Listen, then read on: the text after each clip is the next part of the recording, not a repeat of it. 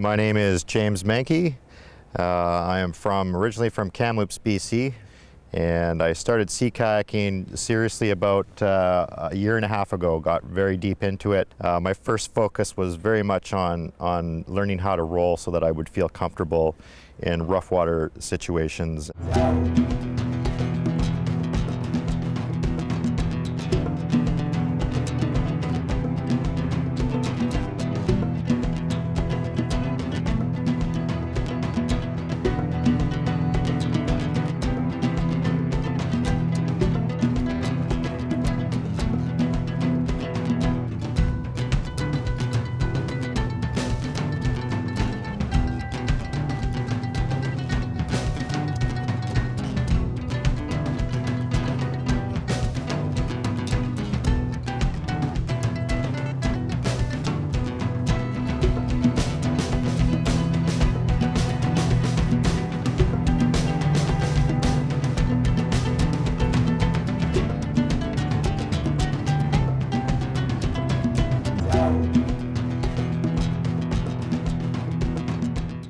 Here at James Mankey's place in Victoria, and going to get the TRAK out and do some Greenland testing.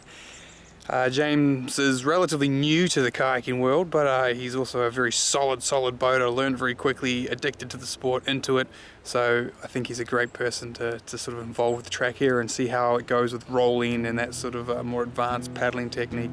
Due to its nuances, Greenland rolling has been chosen to test the TRAK's base ability to be rolled. We then move back to the Euroblade and revisit with Manuel Martel and look at his struggle with the re-enter roll. Finishing up, we will discuss the points for a successful re-enter roll and then leave you with some images of rolling in the surf. Let's get some rolling done. I'm curious to get it on the water and see how rigid the boat actually is and how well it holds up to some of the more aggressive rolls, including some of the forward rolls, just seeing how the seat positioning holds up in the boat when doing some of the more difficult rolls. I'm hoping that it'll be an excellent rolling boat. Initially, what I do like about the boat as a roller is I really like the fact that it has a hard shine on it. That's drawing me to the boat a little bit. I'm very curious to see how it will static brace, how it'll hold up on its side. Also the momentum of the boat, I'm very curious of how that will be, just with the height, especially in the back deck.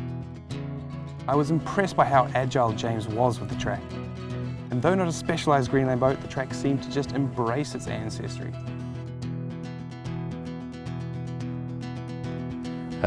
What I really am impressed with the boat about is the way that it forward finish rolls. Even with a Norsak, I have a hard time rolling, like forward rolling a lot of boats, but that one worked no problem. One of the challenges I did have with the boat, which was quite obvious looking at the footage, is the rear, the layback rolls, especially getting into the hand rolls. It became a little bit more difficult, and that has a lot to do with the back deck, the height of the back deck. A little bit of a challenge coming up on the rear for the layback rolls. I think if the seat was up by about an inch, that would relieve that. Here you can see we customized the seat, hoping to improve the rollability. By placing foam under the front lip of the seat, we reduced the movement and the seat cushion raised James about ½ an inch. We tried to lift up the seat to try to compensate for that, but even getting up about ½ inch, I really felt that I lost a lot of the stability in the boat. That's a drawback on it, but some of the positive things was it seemed to be a lot easier to static brace and to balance brace the boat. And also coming up on the layback, having that little bit of height was also nicer on the back. It wasn't digging into the back so much. The major flaw with our customized seat, however, was that it was not securely attached. This meant James slipped during forceful rolls. The issue I had with prototyping it was the seat was floating all over the place, so not being stable in a boat when you're rolling is not really a good thing. You want to be really kind of glued into your seat. You want your hips to be nice and tight into the boat. Yeah, I'd say the seat's in the wrong spot. But overall, a great boat. It rolls phenomenal. I plan on paddling it again very soon. Absolutely. We now move on to Manuel and discuss the concepts of re-enter rolling the TRAK. When I get back in the kayak, I was using the suck into the TRAK, which was great, kept most of the water in the suck and not inside the kayak. The only issue for me was when I entered the kayak, my feet got tangled a little bit in the suck got stretched, and then it was very hard to reach and find the pedal and position myself. So then when I tried to do a good roll, I failed. Then I decided to take a more relaxed approach. Took time to find the pedals, positioned myself properly into the cockpit. After some solid attempts, Manuel finally rolls up, though not with the solid surety we would like. So let's look at some points we need to consider to make sure our re-entry roll is bomb-proof. This advanced rescue technique can be a touch tricky with the TRAK. The C-sock is a must for success, though if the sock gets twisted during your exit, you may not be able to re-enter quickly and cleanly. Take a deep breath, calmly pull yourself under the boat. The displacement of air will push the sock outward like a balloon as you enter. Take a moment to squarely place yourself in the seat. Set up for the roll and deliver. Having a solid roll to begin with is a must, and if you struggle with the re-enter roll, look at your roll and adjust it accordingly. When knocked down in real conditions like surf, the TRAK shows no issues with rolling back up. To summarise, the TRAK kayaks are great to roll.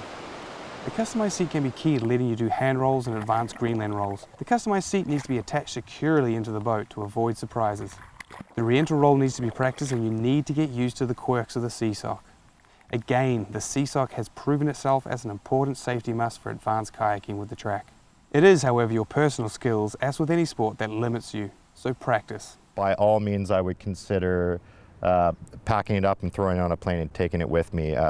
When it comes to rolling a boat, you can get very attached to a specific boat. You can really get the harder rolls and fine-tune some of the more difficult things. I think traveling with the boat would be a huge benefit for a Greenland roller.